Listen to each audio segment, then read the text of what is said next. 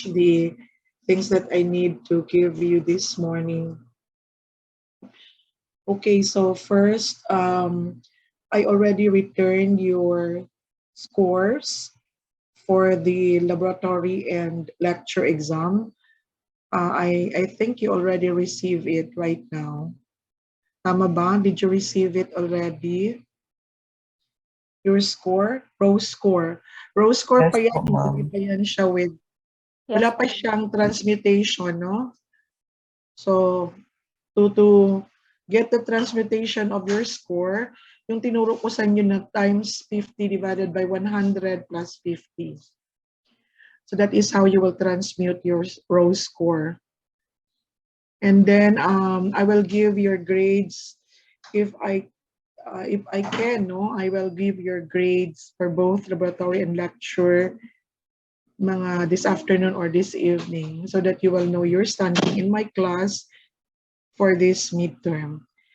And of course, for the next finals, no? So para maningkamot pa, para makapasar tanan, no, for this subject. So as much as possible, we have to do our best class, no, para hindi na bumalik sa subject na to. Okay, so I hope I will not see you again, no, in this subject. Okay, so please try your best also, and I will try my best also to give you chances, no, of passing the subject. Basta you have to work out lang talaga, you will do your best. Then, of course, I have also all the chances for you to pass the subject. Okay, so for the grading system for the finals, so we will have for the lecture, we will have 60% for the quizzes.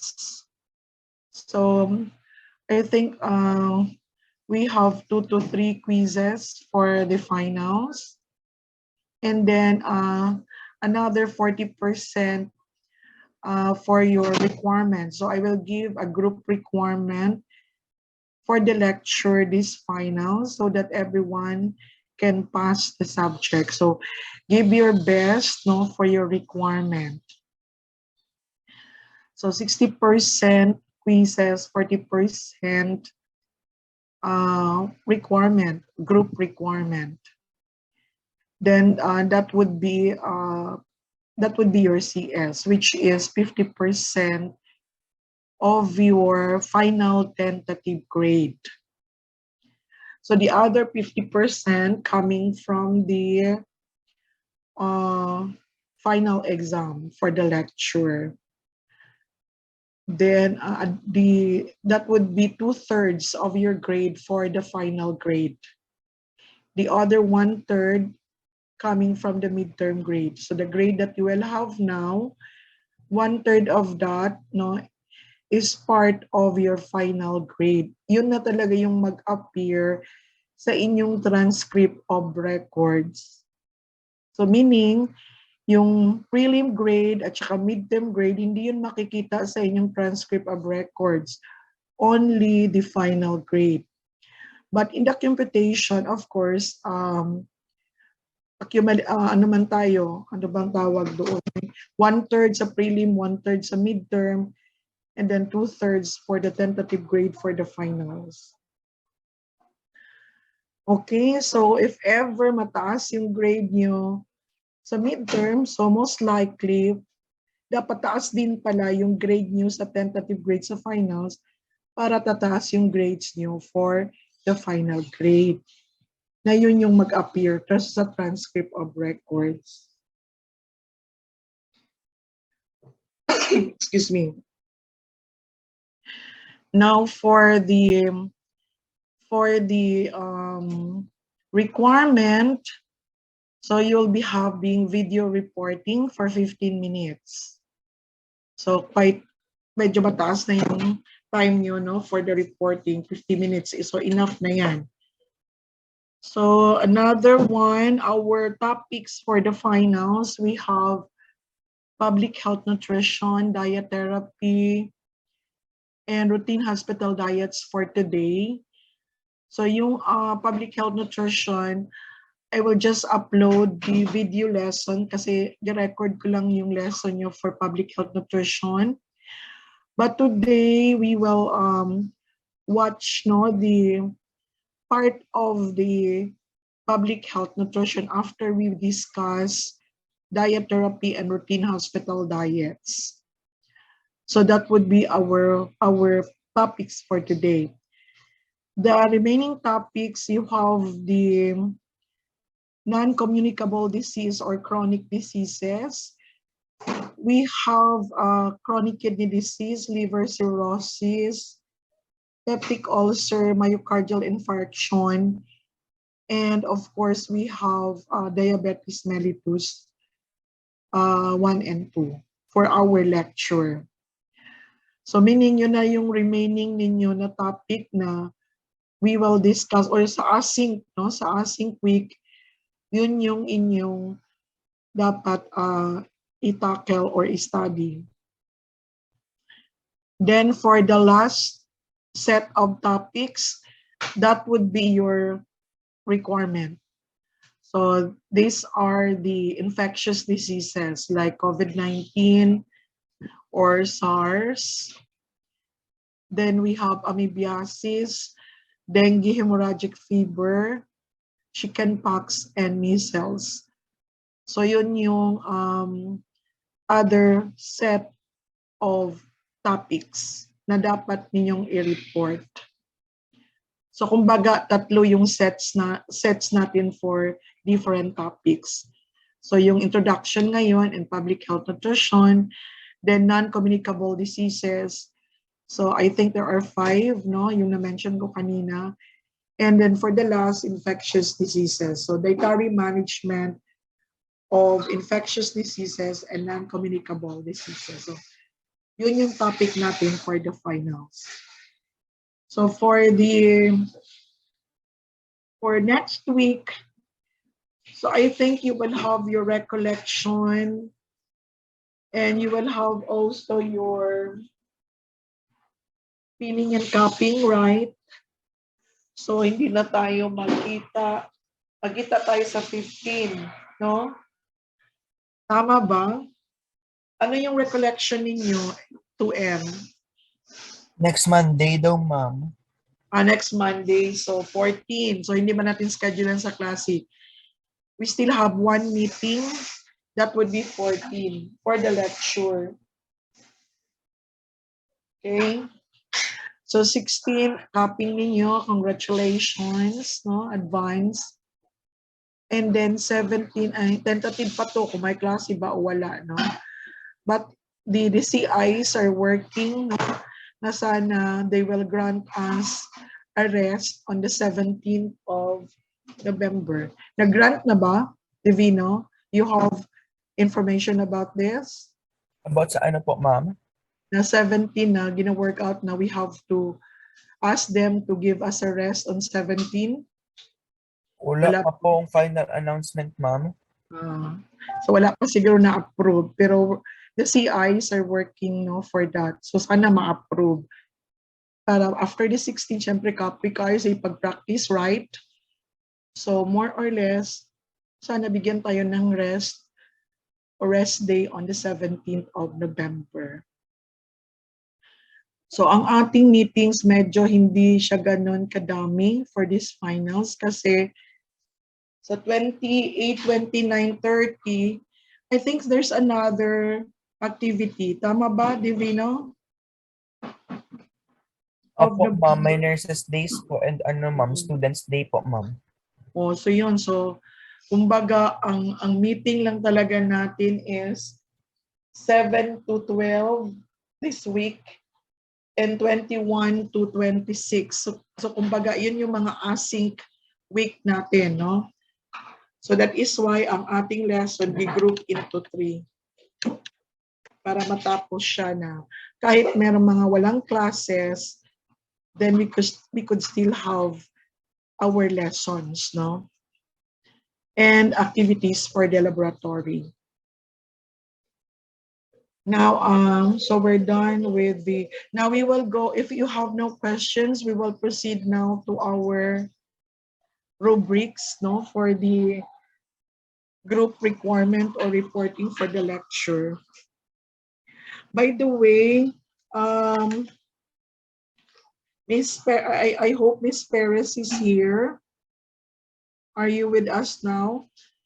Mr. Divino, kindly, okay, kindly give the attendance, summary of attendance for the midterm to Mr. Divino para ma-send niya sa akin sa group chat, no, Mr. Divino? Opo, ma'am, noted po. Okay, thank you. And Miss Perez, kindly start again another attendance, no, for the finals. Thank you, Miss Perez. Okay, I will give you now the rubrics for the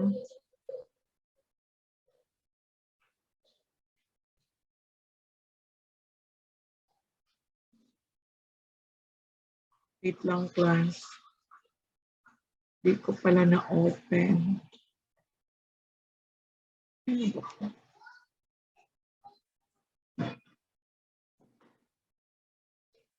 So ang mga topics, ibigay ko din mamaya after explaining the rubrics, no, to you.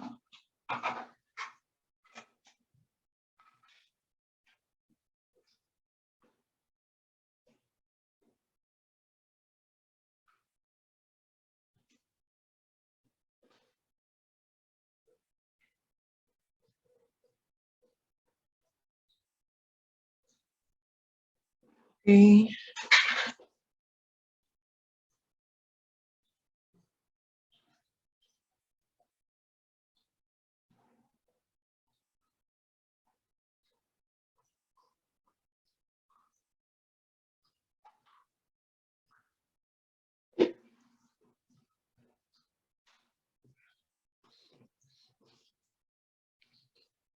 And so we are 39. So there are dapat 43. So 39 lang kayo, 40, 41, 42. So there are 3 absences today, Ms. Perez. Okay, this is the rubrics for video reporting for lecture. Number 1, volume and clarity, 5 points. Volume is loud enough to be heard by all. So, and then accuracy of language use. Now the content, definition, and characteristic of the disease, causes, signs, and symptoms.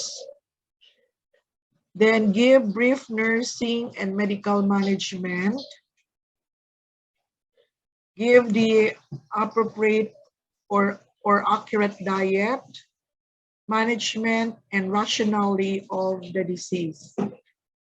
So kung complete ito lahat, of course, 25 points. So kung may kulang na isa, 1 point deduction from the score. Okay, kung merong mali, 1 point deduction again. So every mistake, every missing information, 1 point deduction. So I hope hindi maubos ang 25 for the content, no? Representation and creativity. So the reporters, 2 to 4 reporters per group. So the reporters should relay the topics or discuss the topics clearly, and it can be understood well.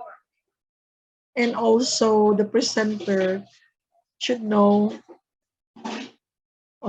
the topics well, and they know what they are talking all about. And of course, another criteria is the group was able to answer questions accurately, especially if there are questions or clarification after the presentation or after the video reporting. Okay, all related topics, graphics, videos are clear and easily viewed and understand. The video report must not exceed by 15 minutes. So 20 20 points.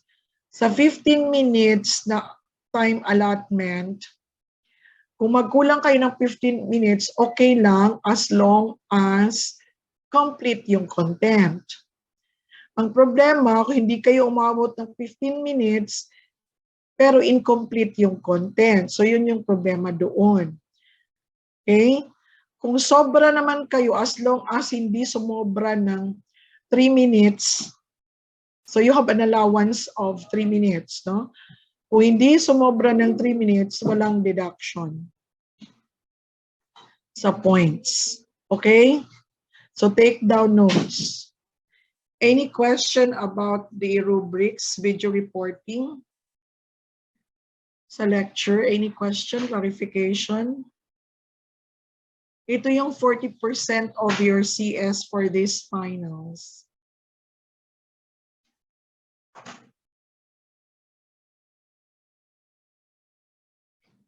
I will also give per group an assessment for each member. So I have also here the rubrics. The rubrics for the assessment, no? Not a rubrics, but score sheet or evaluation sheet for each member. Okay? So I will show you the evaluation sheet after the reporting. So that fair, no, lahat. Malaman ko talaga kung sino yung, all you have to do is to just put score, no, for each kasi naka-mention na lahat doon. Ang dapat niyong i-assess para sa mga members. Okay, you have no question?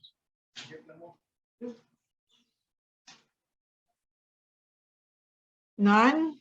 So I will give you now your assigned topics.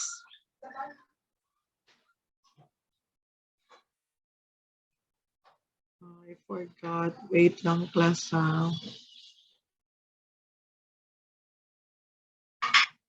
And after giving you your assignment topic or your assigned topic, I will post right away, no, the assigned topic in the Google Classroom.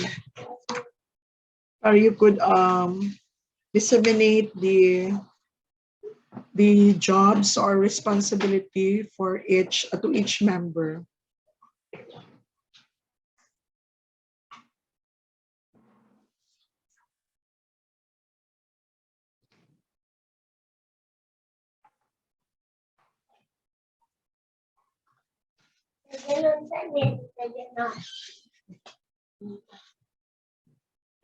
So M, so BSN2M.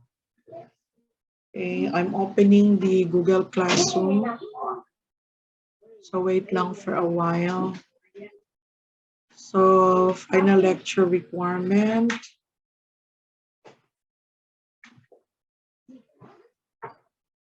Okay, so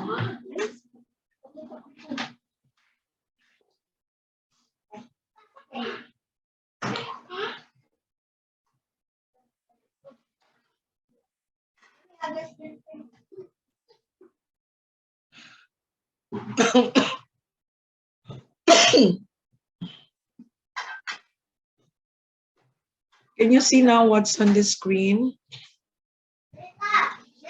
Yes, ma'am. Okay.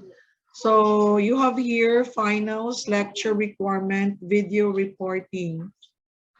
Okay, group 1, COVID-19, group 2, chickenpox, group 3, dengue or dengue hemorrhagic fever, group 4, measles, group 5, amoebiasis.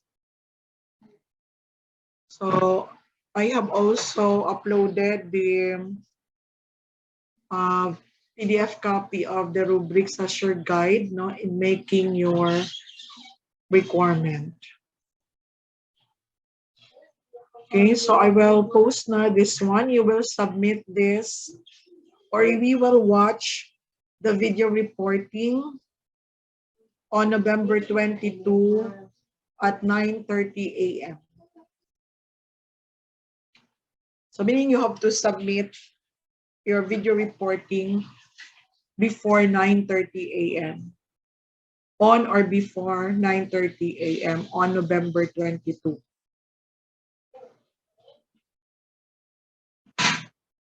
Case assign. So you can now access this no, in the Google Classroom. Okay, any question about this? None. So yun na yung ating requirement no, for the lecture. So I think I'm done with the grading system for the finals. Then the requirement for the lecture.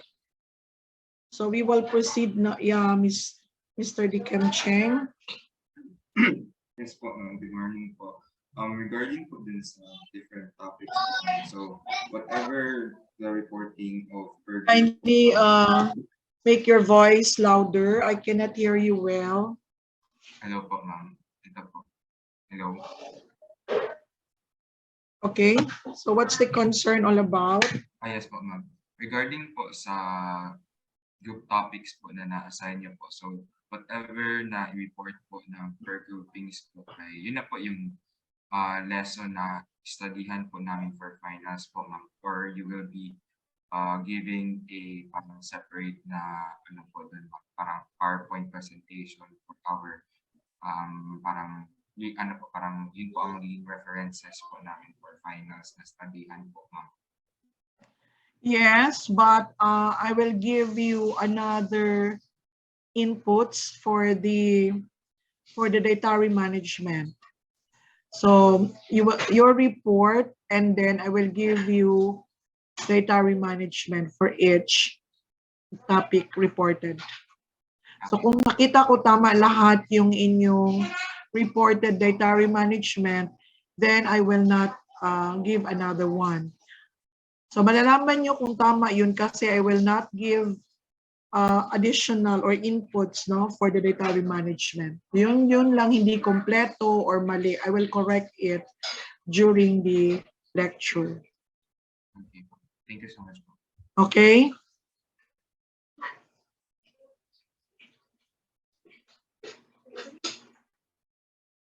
So and of course we still have time, we will have a quiz on the report, no, or about the report. The next on the next week, no, after the reporting week. Okay, so no more questions, clarification, leaders.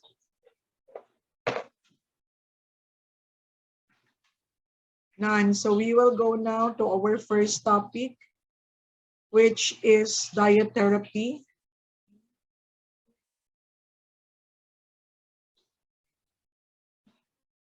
So from the word diet therapy, so we have diet.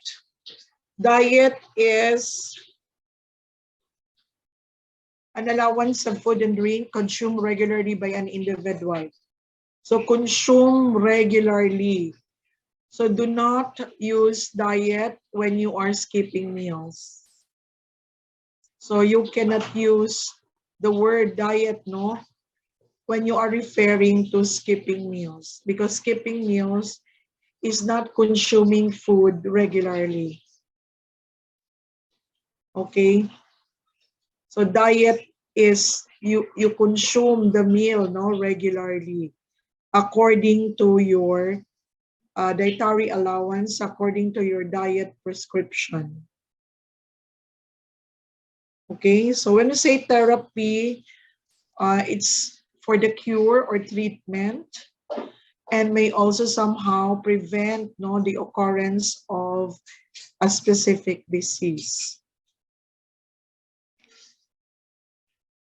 So diet therapy, actually in nutrition, is a subject or it's a topic or a lesson. The other term for this is dietotherapy. So you can use these two terms interchangeably. So diet therapy is a branch of dietetics that is concerned with the study of the use of food for therapeutic purposes. The study of the modification of the normal diet to meet the physiological requirements of the sick individual.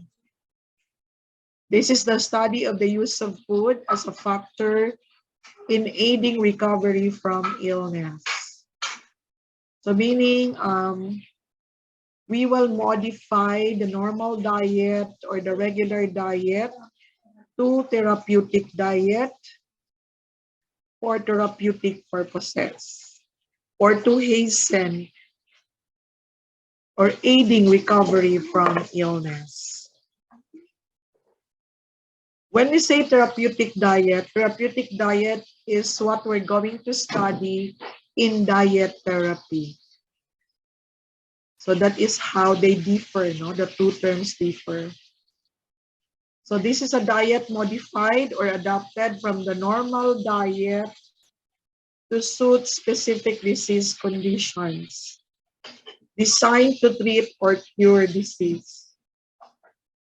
Now, routine hospital diets refer to the regular or soft liquid diets commonly used in the hospital, differ from one another in consistency and composition to suit individual needs and dietary requirements.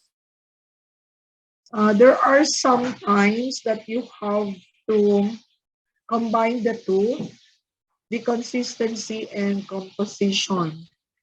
Kasi when we say consistency, it's the physical characteristic of the diet.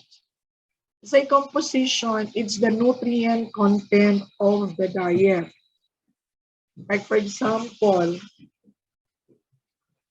high calorie diet but soft in consistency.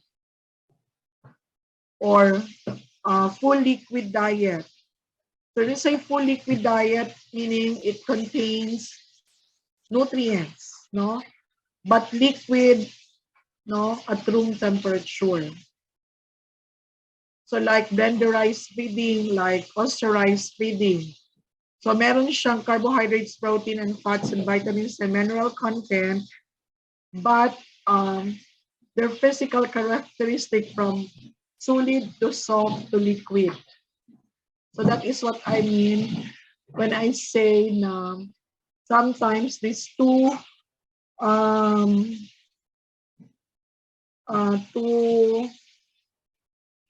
composition and consistency can be mixed, no, in one diet, especially if the purpose is to aid recovery from illness.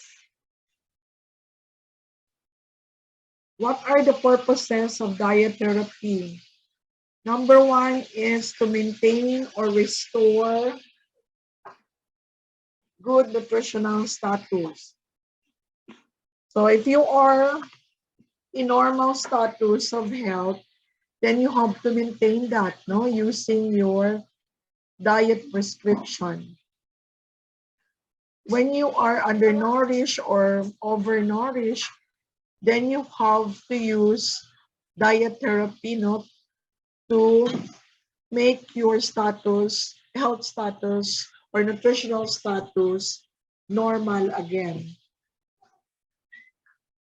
To correct nutritional deficiencies, which may be occurred, especially if the cause of the deficiencies is because of the diet. Like for example, iron deficiency anemia or IDA. So one of the factors kasi contributing to IDA is the diet. So meaning to say, merong kakulangan, no, ng iron galing sa pagkain. So we have to give supplementation of iron. So the diet there is supplementation of iron. Kung VAD naman, vitamin A deficiency, then we have to supplement vitamin A, no, in the diet. Kung IDD naman, iodine deficiency disorder, then we have to supplement iodine in the diet. 3, to afford rest to a particular organ or to the whole body which may be affected. So like in a post-operative condition. So to afford rest, the doctor will prescribe nothing per orem. Now after the surgical process, especially if the surgical process somewhere in the digestive system or the colon or the small intestine, in the stomach, in the pancreas, no, that involves in digestion, then the doctor will give NPO. Then after NPO, clear liquid diet.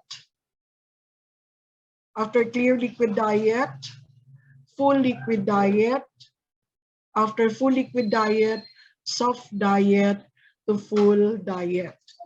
So that is how we gradually introduce the food to the patient, no, to afford rest to that particular organ affected by the disease. Another example to this is like, for example, pancreatitis. From the word pancreatitis, it means inflammation. So meaning the pancreas is inflamed.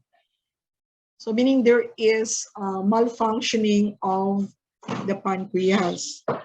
So one of the function of the pancreas is to provide enzyme, no, for digestion.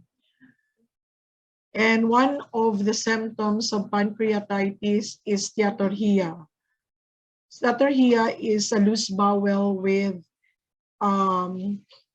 more than normal fats, no, in the stools.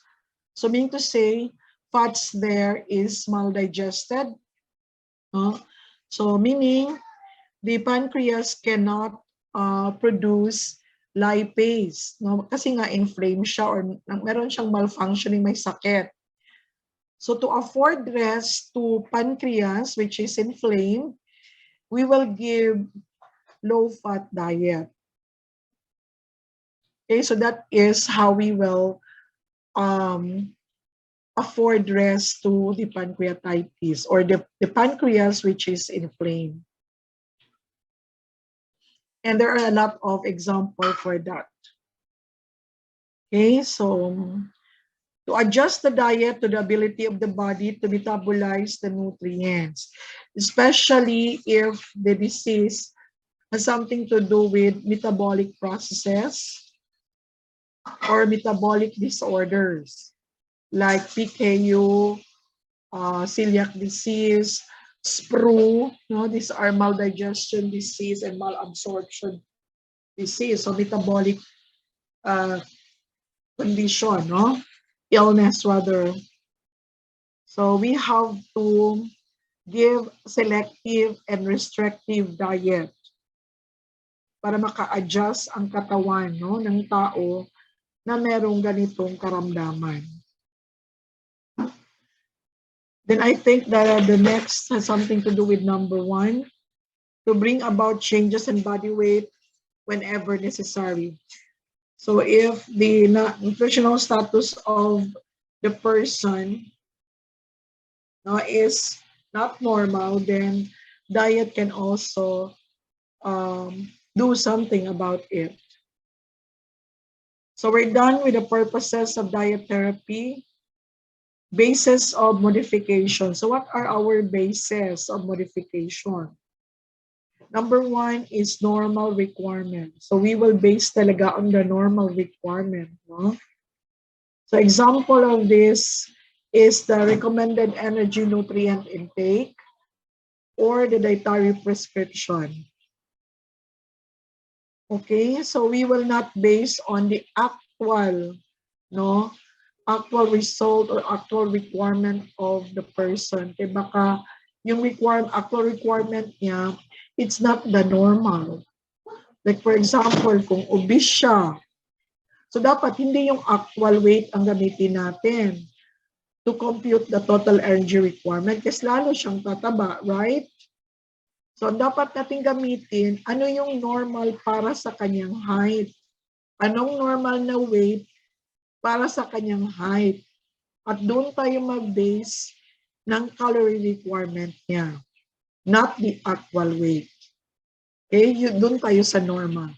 Kasi ang purpose natin is to back to normal, di ba? So kasi hindi normal yung present or actual, then we will use the normal para babalik siya doon sa normal niya. Guide to Good Nutrition or Food Guide, the 3 basic food groups, the Go, Grow, and Glow, the proper nutrition, and the 10 commandments. Then the food pyramid or Pinggang Pinoy.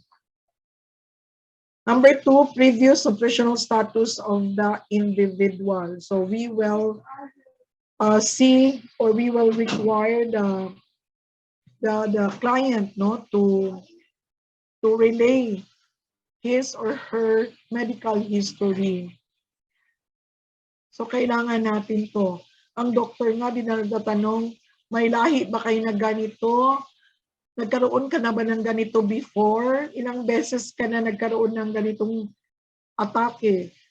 So we also, in the dietary section, we have to know also na, may lahi ka ba? Meron ka na bang ganitong abnormalities before? Meron ka na bang nutrient deficiency before? So that we will know up to what extent we could give, if ever may meron na pala siyang VAD or iron deficiency anemia before, then alam na natin doon kung ilan ang dapat nating idagdag doon sa kanyang iron requirement. Kasi pwedeng mag-recurrent yung kanyang previous nutritional status. Third, pathophysiology of the disease. Kaya nga, di ba, kahit nga ang doktor nagtatanong, ano bang naramdaman mo? Ano ba ang nangyayari, no? Ilang beses ka ba nagsusuka? Ilang beses ka ba nag-excrete or pumupunta sa comfort room? So, ganon. Ilang days na ba ang fever mo? So ano yung nararamdaman mo when you have this kind of fever? So may rashes ka ba? So that we will know the causes, in short, the etiology of the disease. Ano ba ang root cause? What is the pathophysiology of the disease? Kasi through that, we will know what kind of diet we could give or prescribe to the patient. The same with the doctor. Before they will prescribe the drugs or medicine, they still have to get the laboratory results, And of course, the superficial assessment before they will give the drug. So the same with diet therapy. Then anticipated duration of the disease and injury. Up to how many days ba siya nating per orem? Up to how many days ba siya full liquid diet? Up to how many days ba siya dapat low calorie diet, high calorie diet? So, up to 5 days lang, up to 10 days lang. So, ganun. So, dapat malaman natin anong klaseng disease yun at ano ang kanyang ang parang duration of the disease. Dietary factors to be altered, especially in the diet prescribed with very restrictive and selective diet like PKU, no? Ano pa ba? Chronic kidney disease, no? Very restrictive yan in terms of protein requirement. Liver cirrhosis also, very restrictive. Okay? Amount and character of the nutrient which is being lost from the body, especially during operation, during pre and post-operative conditions. Patient's tolerance for food.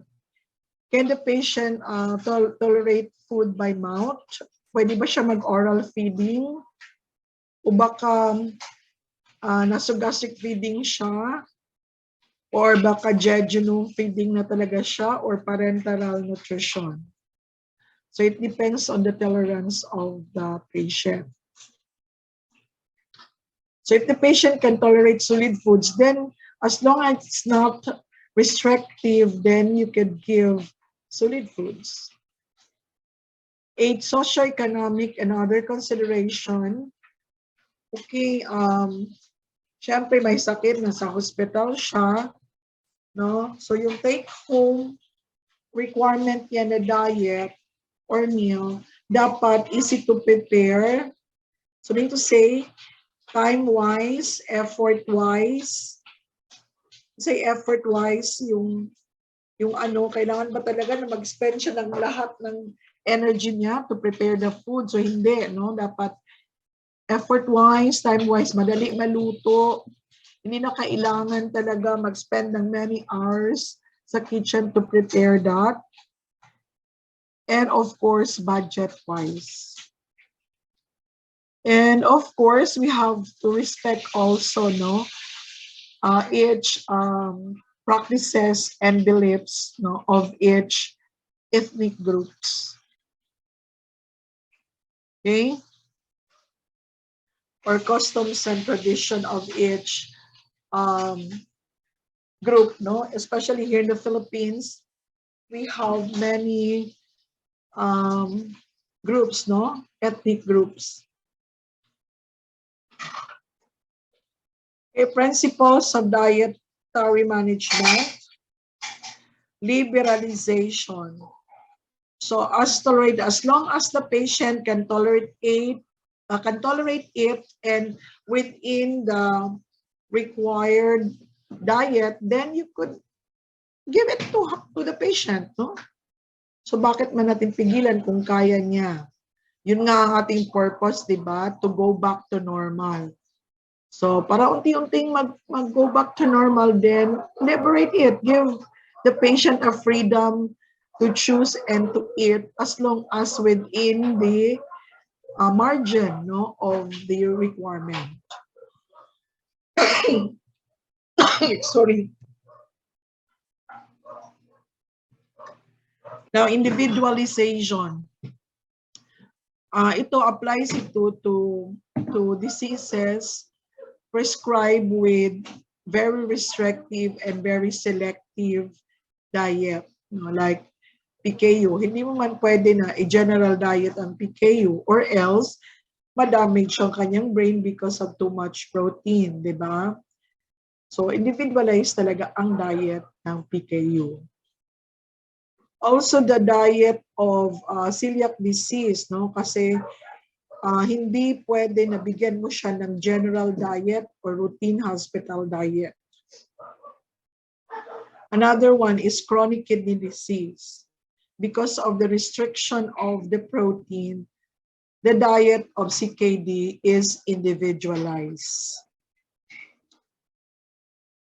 Okay pa yung ano, yung diabetes mellitus, kahit tingnan mag-calorie count ka lang, no? So, ang problema kasi, kung sobra naman, dapat lang hindi magsobra at saka hindi magkulang, no? Kaya ang problema lang kasi sa diabetes is magiging hypo or ma-hyper. Okay? Third is simplification. Ito nga, babalik-balik tayo, effort-wise, time-wise, and budget-wise. Okay, so we're done with diet therapy. Any question, clarification? before we will proceed to the next topic, which is the routine hospital diet.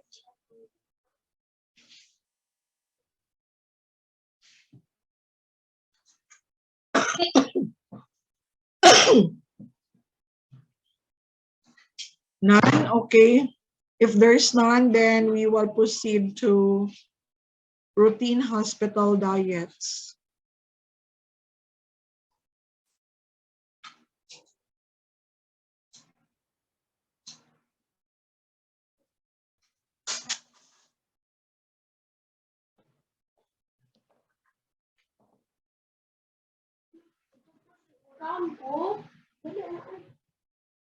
Recording in progress.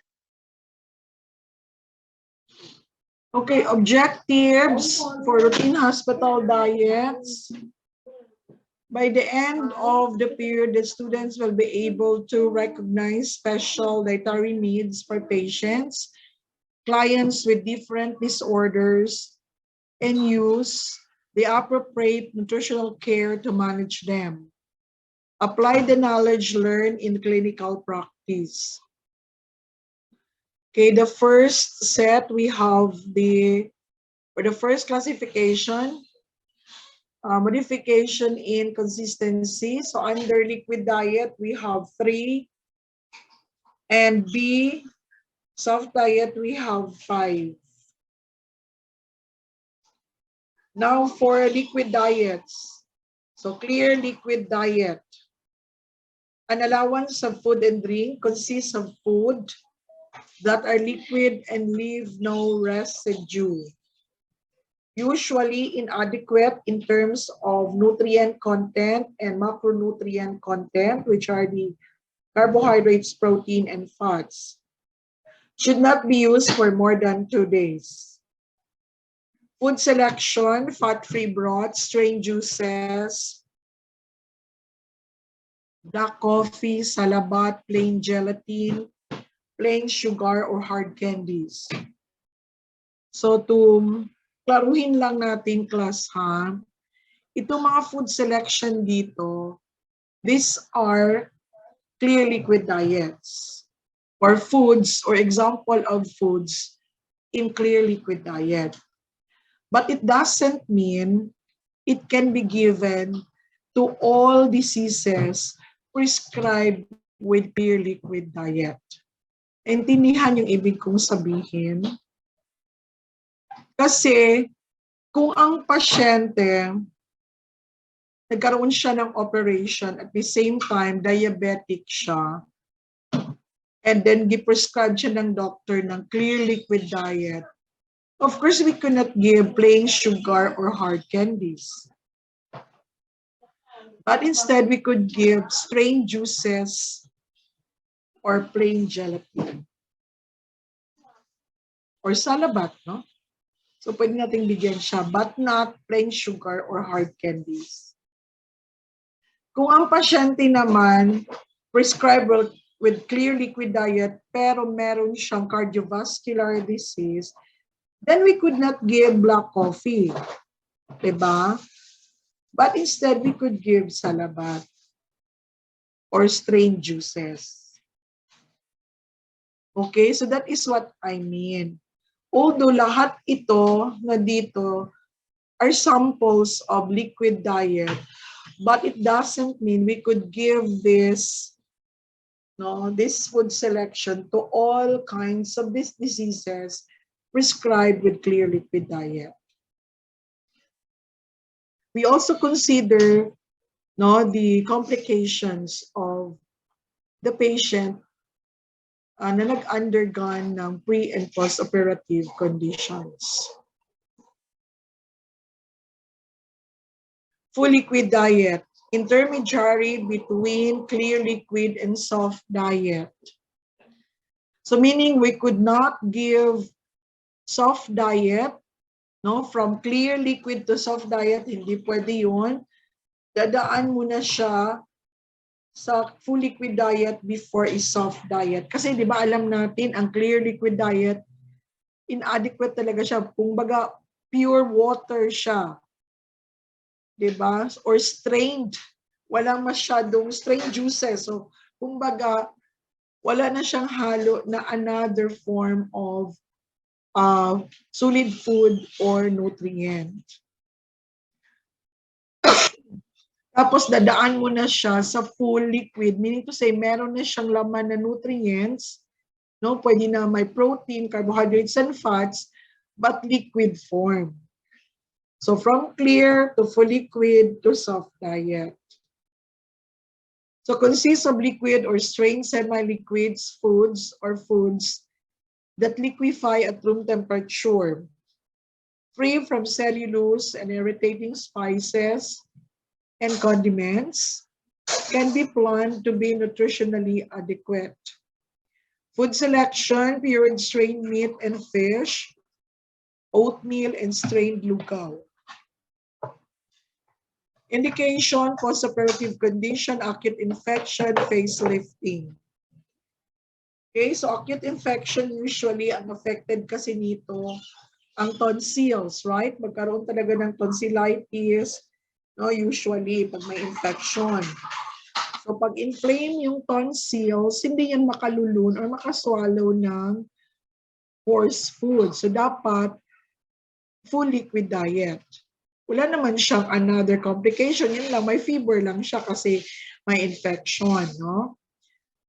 So bigyan natin siya ng full, meaning to say with nutrient content, pero ang kanyang consistency, liquid. Okay, also facelifting, hindi man yan makanguya. Masira ang kanyang operation sa mukha, no? So, bigyan siya ng full liquid diet para i-straw na lang niya. Hindi na siya mag-chew, no? The third is cold and liquid diet or tonsillectomy and adenectomy diet. A description: cold foods, fluids, no, given to prevent bleeding or of the operated area. Okay, cook soft foods and bland which have been allowed to cool may also be given. Okay, cook soft foods and bland. Na gipalamig siya, so pwedeng lugaw. Bland, walang lasa. No, say bland, walang lasa. Allowed to cool may also be given. Like plain ice cream, cold milk, iced tea, coffee, and soft drinks. Again, class, pag ang pasyente, no, na prescribed with cold and liquid diet, hindi ibig sabihin na lahat na nandito sa food selection pwede mabigay sa lahat ng klaseng sakit prescribed with cold and liquid diet. So you have also to consider the unofficial of the disease. Okay, and the medical history of the patient. So for this diet, the TNA is really prescribed to tonsillectomy, adenectomy, dental extraction, and other minor throat operation. Okay, so ang purpose nito is to prevent bleeding. Okay, we're done with the liquid diets. We will now go to soft diets under classification consistency, no? Okay, number one is minimum or low residue diet, made up of foods which form the least fecal matter or amount of fecal matter, inadequate in vitamins and minerals. Kasi usually, ang mag-form talaga ng fecal matter ay yung sources coming from fruits and vegetables. And these are also the sources of vitamins and minerals. So that is why minimum and low residue diet is inadequate of these nutrients. This diet is given several days before the operation, and only liquids 24 hours before surgery to decrease intestinal residue. So yan, klaro ha, ang number 3. Number 4, after surgery, the diet progresses as follows. So yan, clear liquid to full liquid, soft low residue, and regular as tolerated. So ganyan ang ano ba tawag doon? Sequence, no? Ng pagbigay ng diet. Avoid foods that are gaseous or that may cause stomach obstruction. Encourage fluid intake at least 2 liters per day. So if the patient is dehydrated or has low urine output, encourage an additional of 1 to 2 liters per day. Okay, food selection under minimum or low residue diet. These are plain, strained, lean, tender, well-cooked fruits, vegetables, beef, and chicken, no skin. Avoid milk and milk drinks because milk can give us a lot of residue. No? This diet is indicated for diarrhea, especially amoebiasis, no, or amoeba. Pre and post operation, for colostomy and ileostomy. So alam naman siguro ninyo ano yung colostomy. So removal part of the colon which is affected by a disease. Ileostomy is the small intestine. Part of the small intestine is removed or cut because nagkaroon siya ng depresya, no? Now, bland diet. Chemically, mechanically, and thermally non-irritating. So ano yung selection of foods for bland diet? Foods are mild in flavors, no coarse fibers, and tough connective tissues. Non-stimulating and any food tolerated by the patient. Avoid black pepper, chili powder, strong coffee, and alcohol. So, when you say chemically non-irritating, so wala siyang black pepper, chili powder, strong coffee, and alcohol because these are considered chemicals in food. Mechanically non-irritating, the foods no are reduced into small portion, or it should be soft in texture. So no coarse fibers and tough connective tissues. When we say thermally non-irritating, it refers to the temperature of the food. Not so hot and not so cold. So this diet is indicated for gastritis and ulcers or peptic ulcers. So inflammation of the stomach, and of course, peptic ulcer, no? In which the mucus is reduced. And then, of course, the mucus kasi in the stomach is the one preventing the acid to penetrate the wall of the gastro or the stomach. So pag mawala na yung parang barrier na mucus, pwede na magkaroon ng inflammation of the, pwedeng gastritis muna and then ulcers. It depends, no? Kasi merong ulcers sa stomach, meron ding ulcers sa duodenum or first part of the small intestine. Then mechanical soft diet. So what's the difference between bland diet and mechanical soft diet. So ang diferensya lang, sa mechanical soft diet, the patient can be given flavors, no?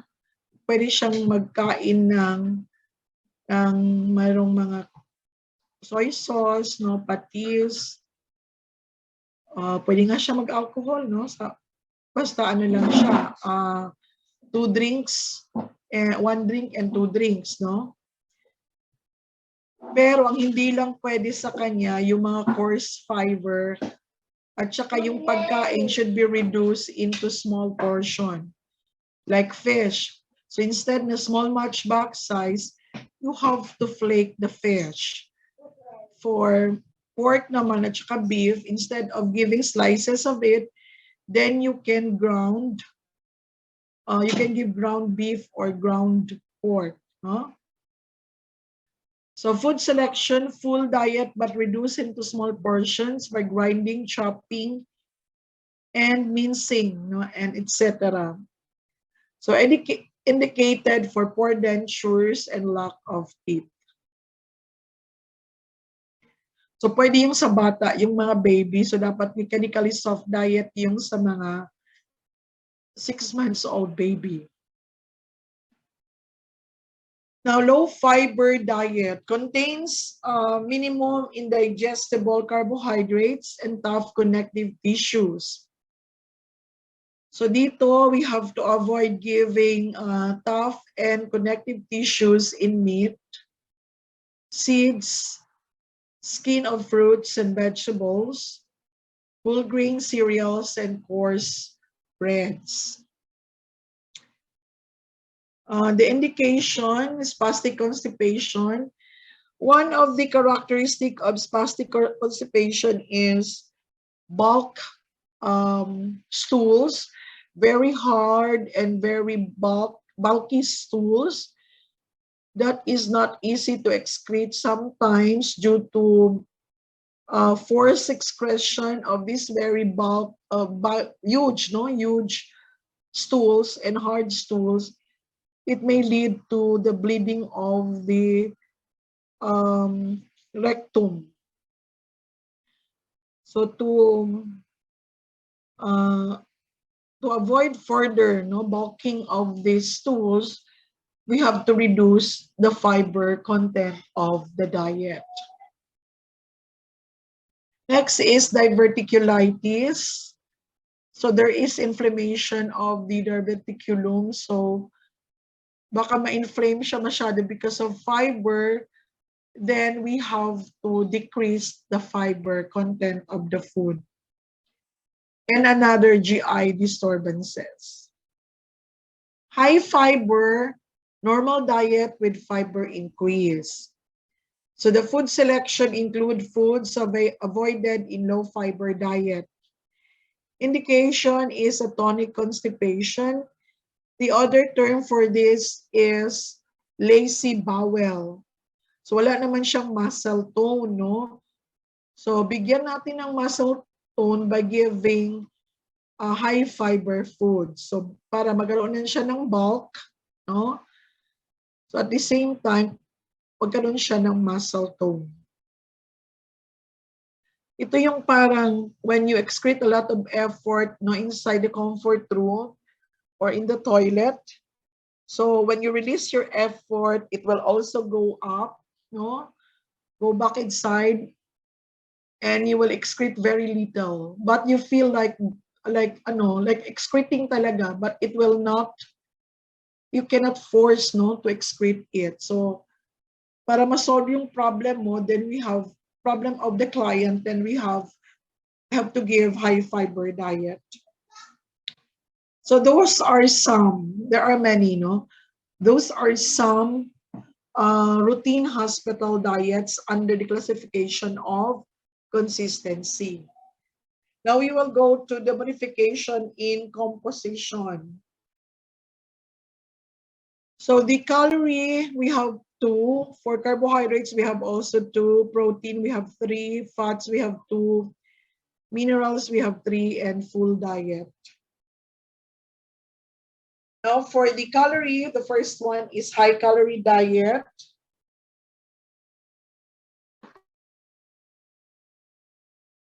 Okay, plan to provide for an increase in caloric intake above physiologic needs to allow an increase in body weight. Yung ginagawa natin na plus 250 plus 500, no?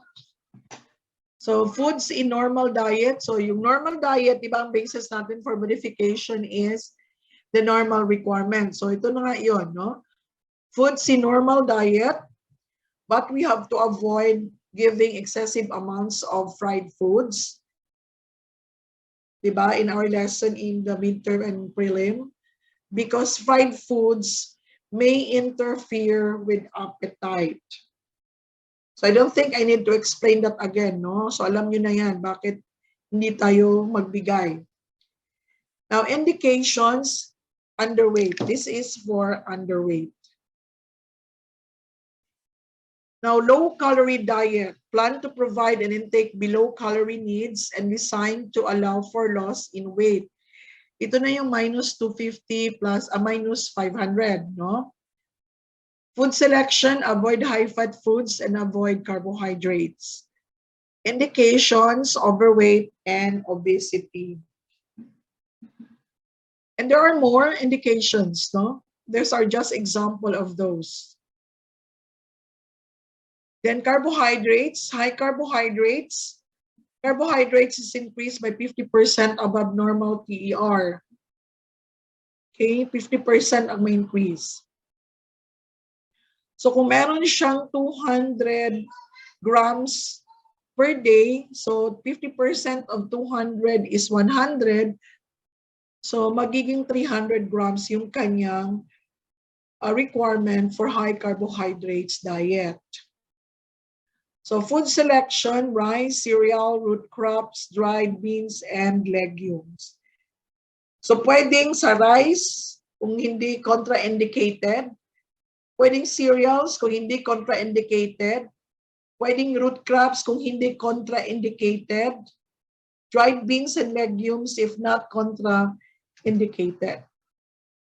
You know what I mean with that? Kasi there are some diseases prescribed with high carbohydrates diet na hindi naman siya pwede sa rice, hindi naman siya pwede sa cereal, root crops, dried beans, and legumes. So, either lang magpili ka dyan sa mga na-mention na rich in carbohydrates na pwede sa kanya. Okay, indicated for renal liver disturbances. Bakit for renal liver? Kasi usually, pag renal liver diseases, ang diet prescribed is low-fat diet, low-protein diet. So very restrictive siya in terms with that. So the only source of nutrients and energy is carbohydrates, kaya high carbohydrates diet.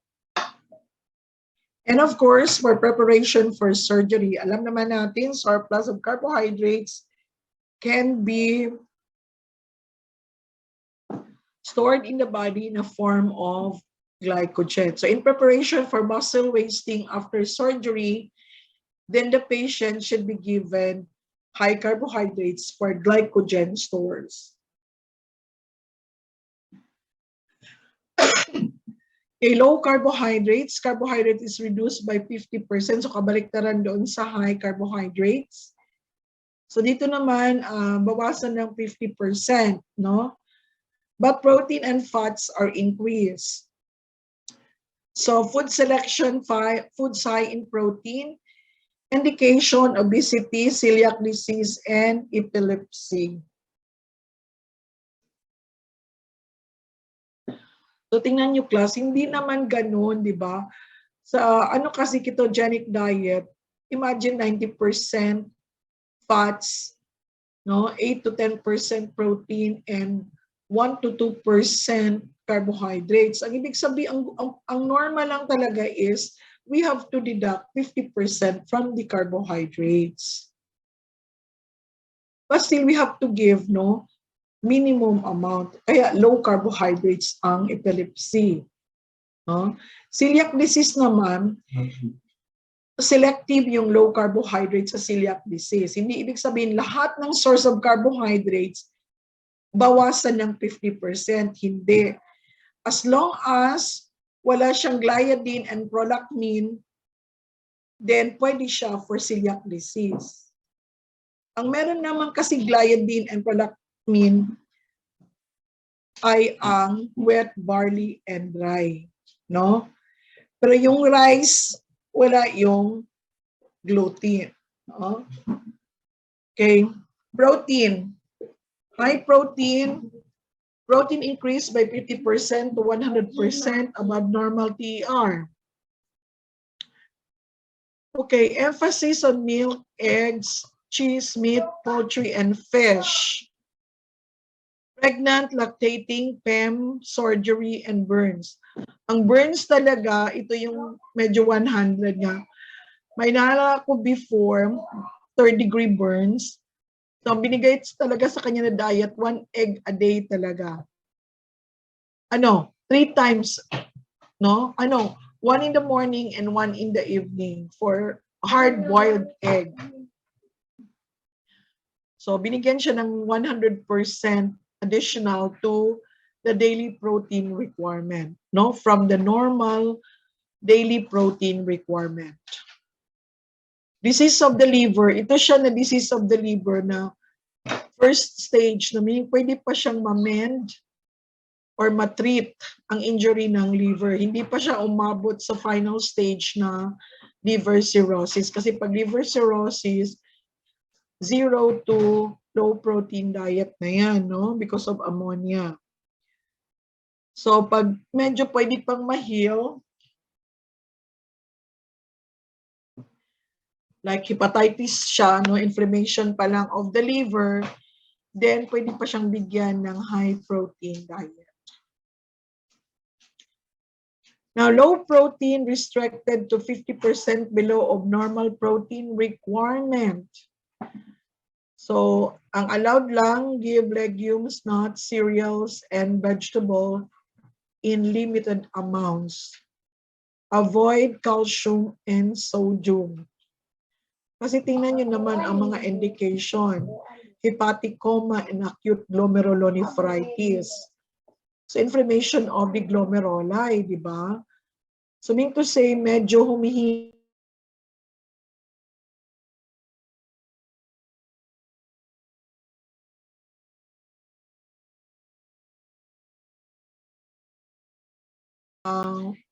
avoided or in restricted amount.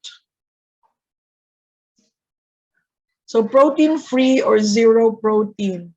Use only as an emergency measures but give high in carbohydrates and fats to avoid tissue breakdown. Food selection, fruits, juices, if potassium is not restricted, but restricted siya, then hindi tayo pwede magbigay ng fruit juices. Indication, hepatic coma and acute anuria. Pwede yung sudden attack ng PKU, no? Yung parang hindi niya alam na meron palang protein, high protein content pala yung pagkain na yun. Tapos nakain ng PKU patient. So pwede siyang magkaroon ng sudden attack or parang acute, no? Acute and sudden attack of PKU. So ang problema niyan ngayon is zero protein kaagad siya. So kung PKU siya, tapos hindi avoided yung potassium, then pwede siyang bigyan ng fruit juices according to the green light food lists. Okay? Now for fats, low fat diet, kung severely restricted talaga, it's 10 to 15% of TR. All food rich in fats not allowed or restricted. Foods cooked by method not requiring addition of fats. Food selection, skim milk, clean meat, cereals, fruits and vegetables, sugar. Avoid fatty meats, rich desserts, and fried foods. Indications, steatorrhea, acute attack of pancreatitis, and cholecystitis. Kaya sinabi ko steatorrhea is loose bowel with above normal fats, no, in the stool, or fatty stools, no? Kaya nga steato from the word fats. Then cholecystitis, of course, it's the inflammation of the gallbladder. So what is the main role of gallbladder to fats? Diba ito siyang nag-store ng cholesterol, no? In the gallbladder for future use and fats. Then low cholesterol.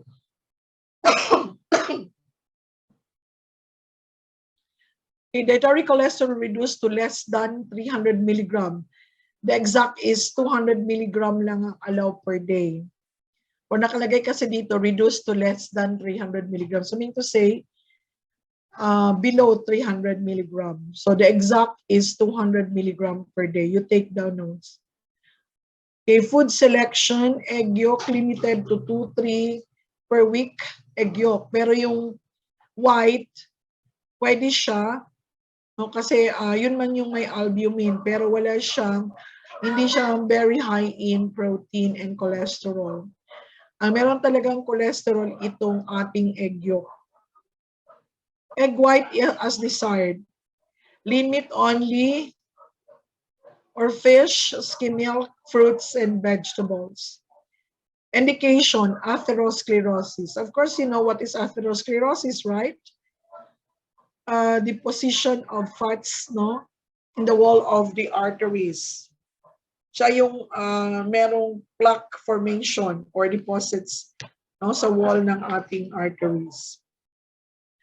Hypercholesterolemia. So from the word hyper, high, no, yung cholesterol in the blood. Then, of course, coronary artery disease. Mineral, sodium restricted. Sodium content is limited to specific level, which may range from mild to severe restriction. So mild is 2,000 milligram, severe is 1,000 to 1,500 milligram per day.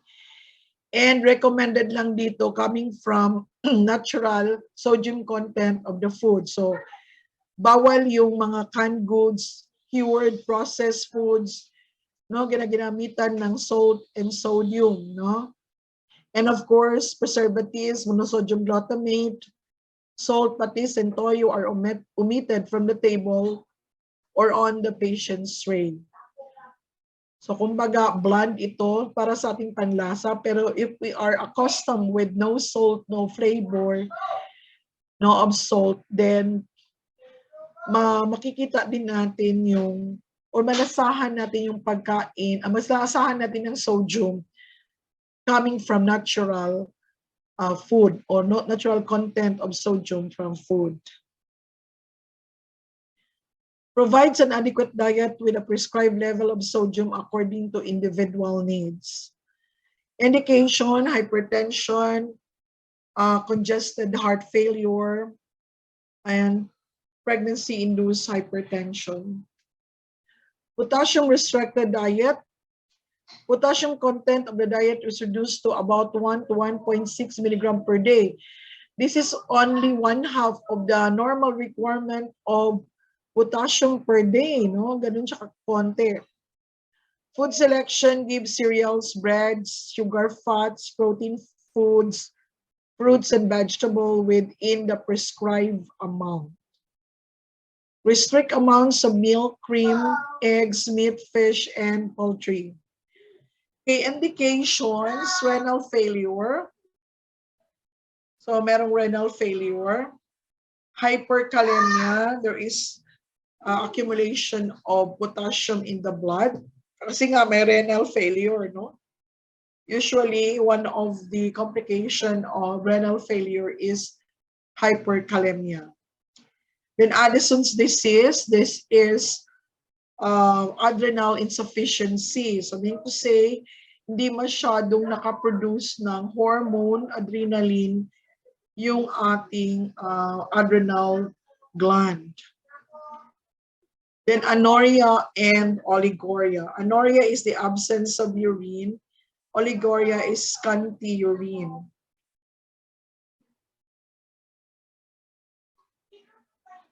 Now, for calcium-restricted diet, reduce to approximately 1,150 to 350 milligram per day. The normal is nasa 1,500 to 2,000 milligram per day for calcium. Pero tingnan nyo, 150 to 350, hindi nga siya umabot ng 500, which is half of the normal requirement, no? So, ganun kaliit. Foods is restricted amounts are milk, cheese, eggs, nuts, meat, fish, and other high calcium foods. Indication, calcium stones, hypercalcemia, and pancreatitis. Now, the last diet is full diet. So this is also known as house diet, general diet, or regular diet. Yung mga medyo recovery na ng mga patients, ilalagay na yan sa ward, sa general ward, no? So ito na yung binibigay na diet. Designed for patients who require no special dietary modification or restrictions. So give liberal diet. Patients who do not need dietary modification.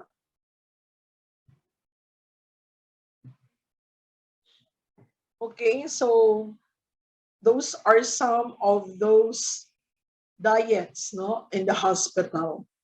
But you can see combination of diets, no, for each disease. Kasi merong high calorie, high protein. Meron namang high calorie, high protein, low sodium. Low protein, low sodium. Diba? So may mga ganun. High calorie but low fats, no? So may mga combination of diets. So these are some of the basic diets, no, na pwede nating i-combine to suit specific disease condition. Any question, clarification? Before I will give you, I will let you watch the third topic for this morning, which is the public health nutrition. Okay, ang video na ipapakita ko sa inyo, 15 minutes siya na video. So, meaning kasi kung ganun kahaba, ang titingnan nyo na video ngayon, yun, pareho lang yun sa video na gagawin nyo sa lecture na requirement. So, kung gaano kahaba ang ano ba tawag dito? Sa video na titingnan nyo ngayon, ganun din ang haba ng video ng inyong requirement. Okay, more or less. I'm sorry I cannot open my cam because there is something na hindi ko pwede ipakita muna, no, sa inyo. Because I'm not in my good condition. Pasalamat nga ako, I can still talk, no, even though alam ko you are also stressed with my voice, no? Pasensya na. But I need to give you this lesson today kasi yun nga ang sabi ko, kukunti lang ang meetings natin for this term, no? For this final. Because we have a lot of activities. Okay, any questions, clarifications? Are you still with me, class? So, dumami na tayo. 40 na kayo. 40. Supposed to be you are 42. So, may kulang pa na dalawa kasi 40, 39 lang kayo, no? Ako man yung isa. Okay, if you have no questions, I will proceed now to our third topic. So next week we will have a quiz for these three topics, no? So there are two sets of quiz next week. One for the diet therapy and routine hospital diets, isang quiz lang yan. And the second is public health nutrition. So short quiz lang talaga, mga 10 question for each. So 10 questions for each, no? Ma'am, hello po. Mahina masyado ang boses niyo. Okay, sige. Who's talking, please? Ma'am, marinig na po ako. Yes, I can hear you. Ma'am, one mo po ibigay yung quiz po. Like the same time today. Yeah. Before first thing in the period. Okay po, ma'am. Thank you. So kung 9:30, so 9:30 siya, 9:30 to 9:45 yung first quiz. Second quiz, 9:45 to 10 o'clock. 15 minutes, 10 to 15 minutes each. Kasi 10 items lang, konti lang. So medyo habaan natin ang time ngayon kahit 10 items lang siya para everyone could get perfects kasi finals na, no? Sige, yun na ang pwede kong mabigay sa inyo para pumasa kayo. Okay? So please study, no? And get your copy from the Quipper. Huwag na magsalig sa inyo, kasama ng grupo-grupo ninyo na magbigay sa inyo ng copy, no? So, produce your own copy para makastudy maayo, no? At para makapasa sa mga quizzes. Okay, can we now proceed to the next topic? This is the, wait lang, i-open ko muna para madali tayo.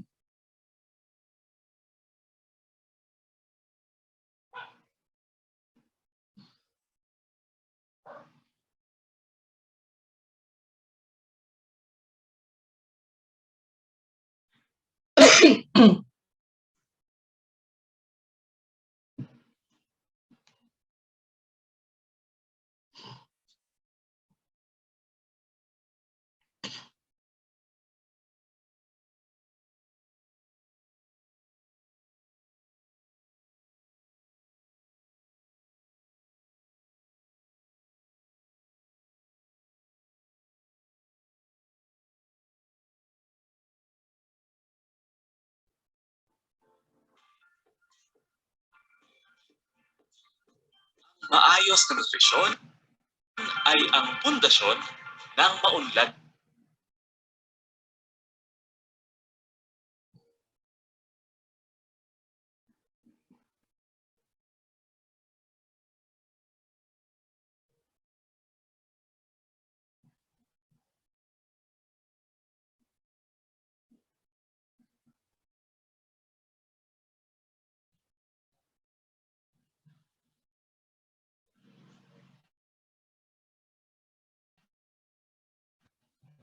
na bayan. Well-nourished mothers give birth to healthy babies who can achieve their full growth and development potential to become productive adults and live better lives.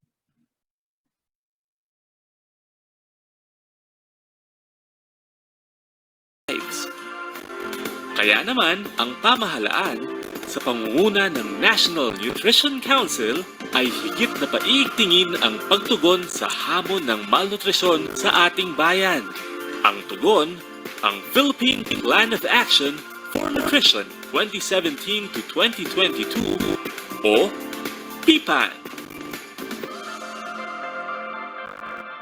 The Philippine Plan of Action for Nutrition, or PPAN 2017-2022, is an integral part of the Philippine Development Plan 2017 to 2022. It is consistent with the Duterte administration's 10-point economic agenda and the Philippine Health Agenda. The PPAN consists of 12 programs. 8 are nutrition-specific, 1 is nutrition-sensitive, and 3 are enabling support programs. We have had previous PPANs before, but much more needs to be done to improve the implementation of nutrition plans and programs. We are better placed now to achieve our goals because we are guided by data and benefit from local and global evidences on what works and what needs to be done. This has allowed us to lay out clear-cut plans and programs with goals to which we can measure our progress. Ultimately, ito ang mga gusto nating makamit.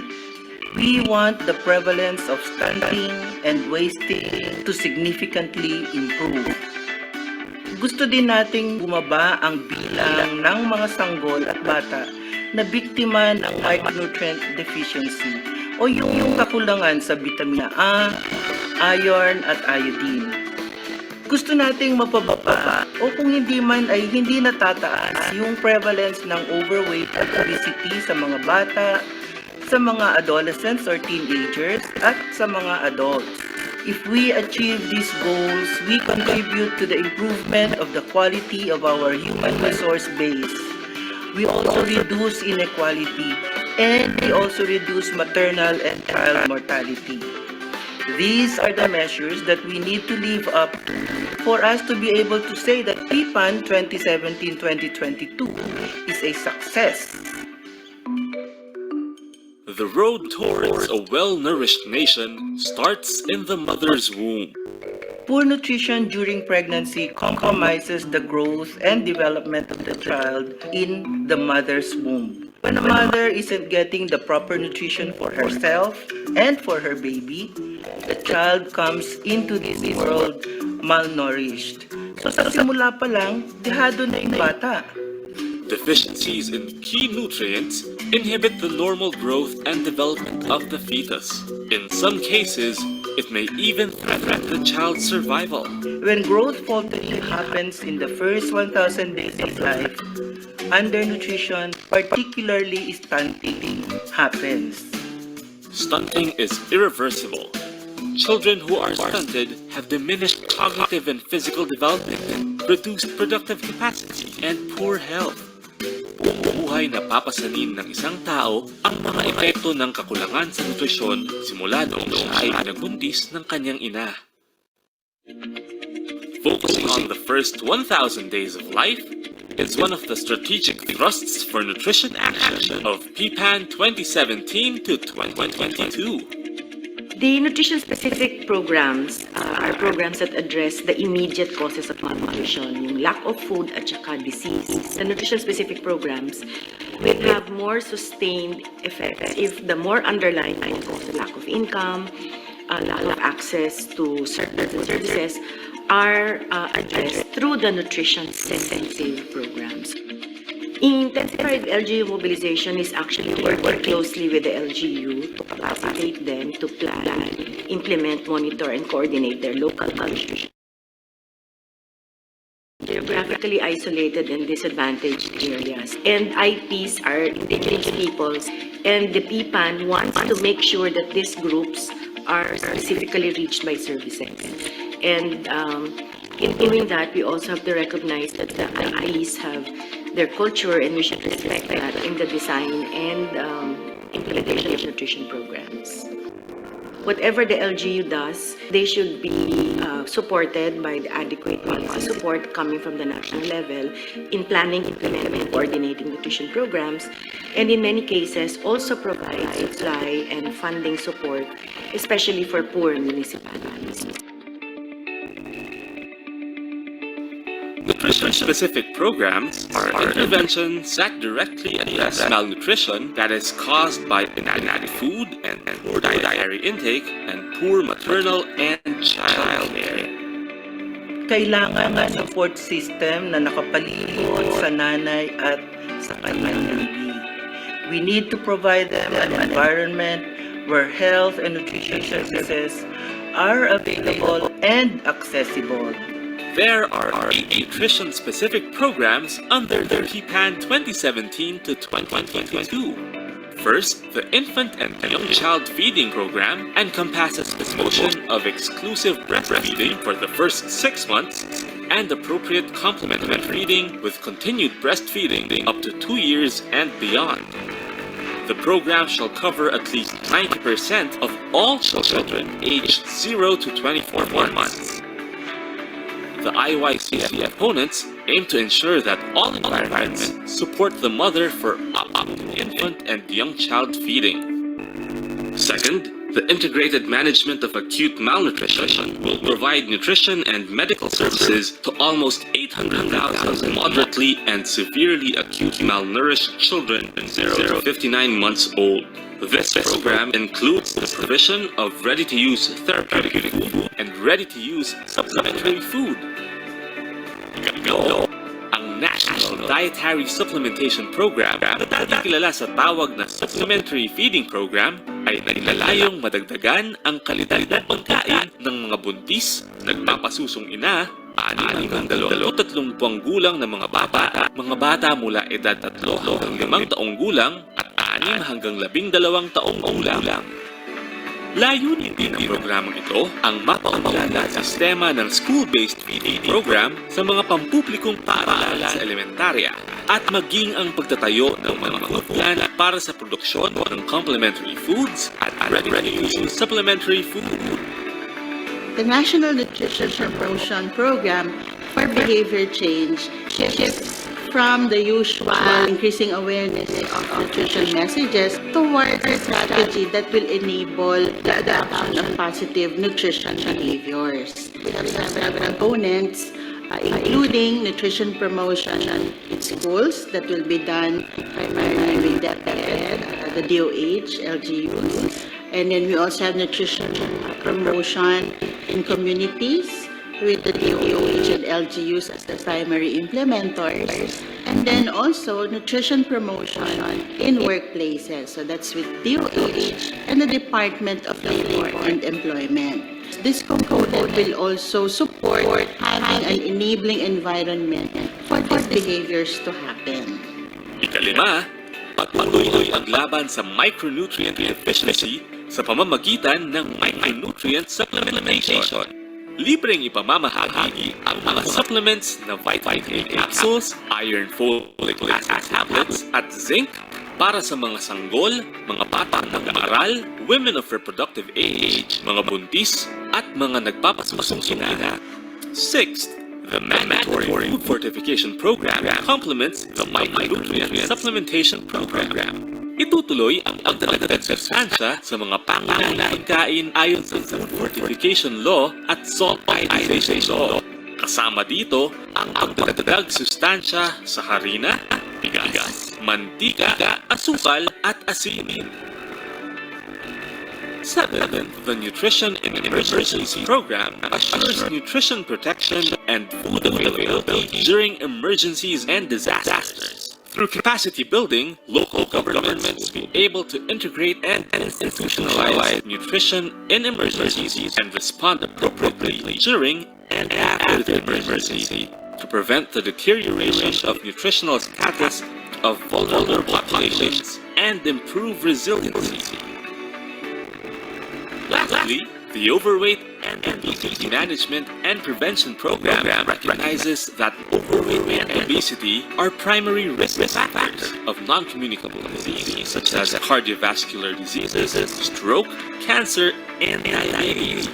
The program focuses on promoting a healthy food environment, promotion of healthy lifestyle, and weight management interventions to address this emerging trend. Complementing these nutrition-specific interventions are nutrition-sensitive programs. These are development projects that were tweaked to produce nutritional outcomes.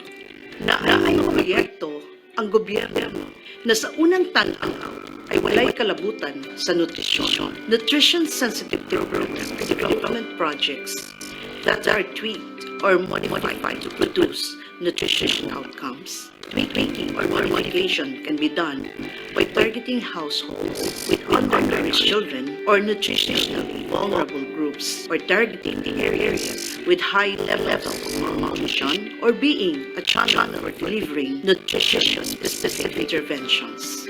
Isang magandang halimbawa nito ay ang construction ng market road sa Bayan Bugay, Cagayan de Oro. Ang mga trabahador ay mula sa mga pamilya malnourished na anak upang mabigyan sila ng kita. Kapag may bawang magulang, mayroong pambili ng pagkain at ibang pangangailangan ng pamilya. With the enormity of the challenges ahead, this is a creative way of addressing the underlying causes of malnutrition. kailangan natin maging maparaan sa paglaban sa malnutrisyon dahil limitado ang ating resources. Patuloy tayong makipagtulungan sa iba-ibang sektor para labanan ang malnutrisyon. Nutrition supportive programs are non-nutrition intervention programs, but these can contribute and reduce nutritional outcomes like immunization, deworming, and environmental projects. Enabling support programs will make sure that government agencies and other stakeholders move in unison to achieve the goals set out in the PPAN. One strategy in implementing the PPAN is the mobilization of LGUs. Some places, however, require a more intense response to the specific challenges in their areas. But we should always keep in mind that the PPAN is for the entire country. Our local chief executives should take cudgels here as heads of their nutrition committees and make sure that the program reaches to the barangays and the households. Nutrition action officers, nutrition program coordinators, and especially the barangay nutrition scholars. These are our prime PPAN advocates. These frontline workers will be continuously empowered and mobilized so they can effectively implement our nutrition programs. In support of the PPAN, the National Nutrition Council will push for legislative measures to make nutrition a priority. It will continue to conduct public advocacies that raise awareness and to keep an eye on government agencies to make sure that the nutrition agenda is top of mind. And the Secretariat will make sure that the PPAN will be implemented.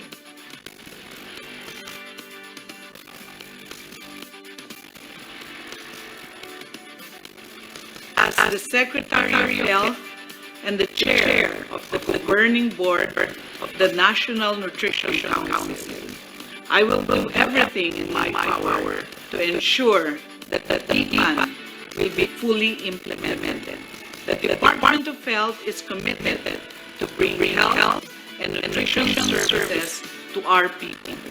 I call on other government agencies to support the PPAN by investing in nutrition and realigning policies and plans that will support nutrition. I invite all local chief executives to support the PPAN by ensuring that nutrition services are made available to all. Mga nanay at tatay, kung gusto ninyong lumaki ng malusog at produktibo ang inyong mga anak, tiyakin ninyo ang kanilang tamang nutrisyon. Sama-sama ng mga Pilipino. Sama-sama na natin suportahan ang Philippine Plan of Action for Nutrition.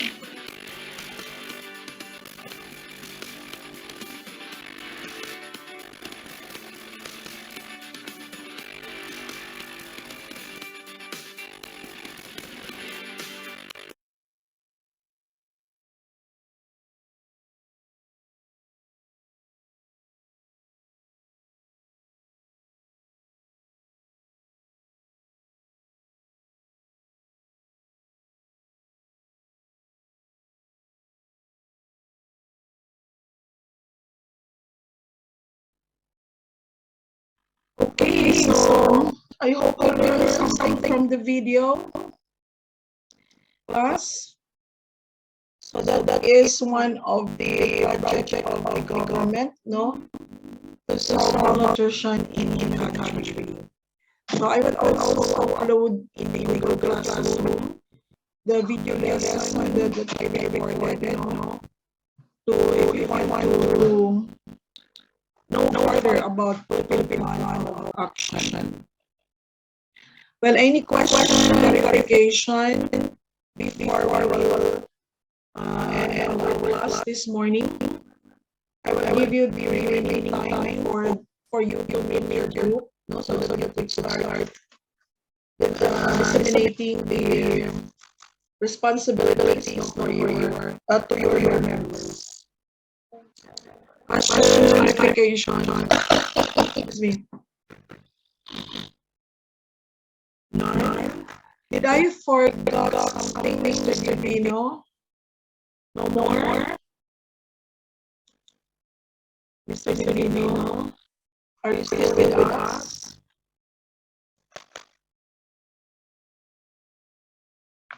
What happened? Are you still with me, class? Yes, ma'am.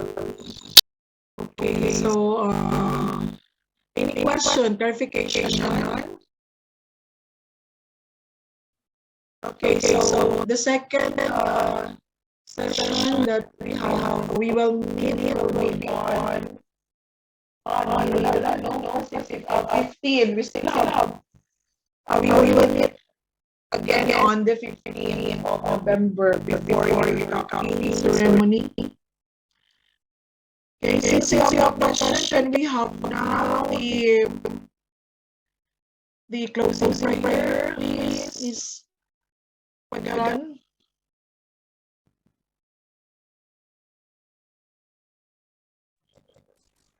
In the name of the Father, and the Son, and the Holy Spirit. Amen. Lord, thank you for this day. Thank you for all of the blessings and necessities we have learned.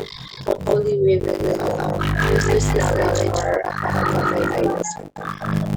Thank you, Lord. Amen. Okay, see you class next meeting. Bye-bye. Thank you, ma'am.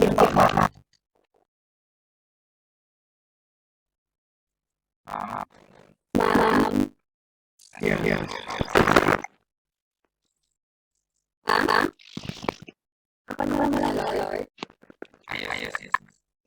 Sige. Ma'am, may sinipisan na ako na yung quiz po na special quiz before when accident po na-open, baka po ma-record niyo. Tapos nag-iyak lang po agad. I have record names of those students who missed the quiz. So I will not open your quiz. I will only open yung mga students na may miss quizzes. Okay, I perfect ba yun ni answer? Ako. Din yun siya. May word ka po, ma'am. Tapos ka naman naman. Ako, thank you. Okay.